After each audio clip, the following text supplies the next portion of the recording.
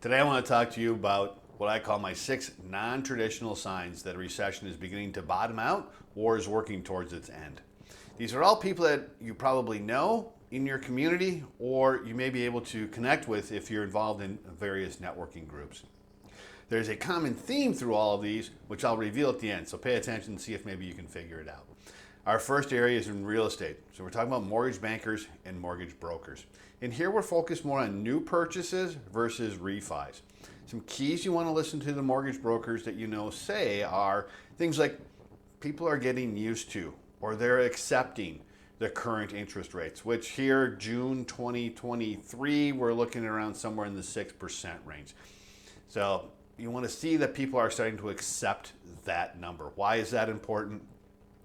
Because as they get used to these interest rates staying in this range, they're adjusting what they're looking for in a home. They're adjusting what they're able to afford, and they're adjusting the types of homes that they're looking at. So their expectations have changed a little bit.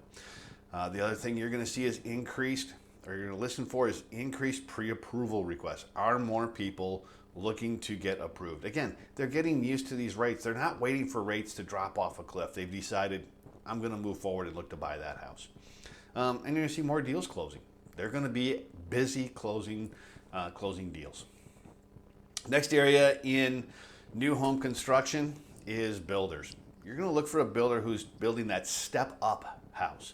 Here in Waukesha County, currently right around new homes cost on average right around $400,000. So you're looking for the builder that's building that house in that $650,000 to $800,000 range. Okay, now why is that important? Because who's buying a $600,000, $650,000 house? It's people that are either highly compensated W-2 employees or successful small business owners. Okay, and we're looking at these because they're going to be leaders in building new homes this time around, I believe, because a couple of years ago they tried to build a new home and lumber costs were up. There were supply chain issues. There were all kinds of problems. So they're going to get in front of it this time around. So from your builders, what you're listening for is increased foot traffic to their models. More people sitting down having serious conversations about building that new home. You're going to see a change from cash buyers to more financing. Again, that interest rate that we talked about, people are getting used to it. Also, I think you'll see some supply chain easing comments coming from the builders. So those are some of the things that you want to look for. All right, let's move on to small businesses. Small businesses are the backbone of the American economy. But let's talk about business succession planning or business succession coaches. They're going to start talking to their clients, and you're going to hear them talk about sellers that, quote, don't want to go through this again. Meaning, if you've owned your business 30 years, you've been through 5 or 6 recessions, and they've just had enough. They're not going to go through another one. So they're going to start talking to that business coach or business succession coach. How do I set up my business to sell it? Because I don't want to do this again.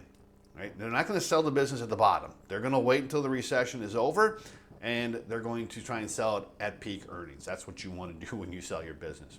So they're also going to hear these folks talk about they're ready to transition it to the next generation. Maybe they're going to move it to the kids, and they said, all right, now's the time to do that. And so keep an eye out for that. The next is hiring consultants or companies that help you hire, not just temp agencies. These are people that place people in positions or help you figure out how to hire the right person. They're going to hear their clients, you're going to hear them talk about their clients saying, I want to mimic my best employees. I want to recreate the top performers that I have. We're beyond I'm just trying to hire a warm body problem that we've had for the last few years. I want to find the right people in the right roles and really put things together so that the business can thrive. So that's what we're looking for there. Marketing professionals are my number 5. What happens to the marketing budget when we run into a recession? Typically, they go down. That's one of the first things to get cut. Right or wrong, that's always what seems to happen. So you're going to listen to these marketing professionals and marketing companies start saying things like, budgets are expanding. Companies are marketing again. In some cases, period. Some cases, companies just stop doing it, but they're marketing again. So that's the activity is starting to pick up. So number 6, networking groups. If you've been involved in networking groups, as the recession starts to bottom out, again, kind of connecting back with the marketing again, businesses are getting out there. They're getting salespeople out the door to network, to meet with potential clients, and try and drum up new business. So you're going to see new faces at networking events. If you listen to the people who run the networking groups, there's going to be an increase in membership, increase of participation in the various activities that they have. These are all good signs. So now, what is the one common theme that I see in all these? It really comes down to confidence.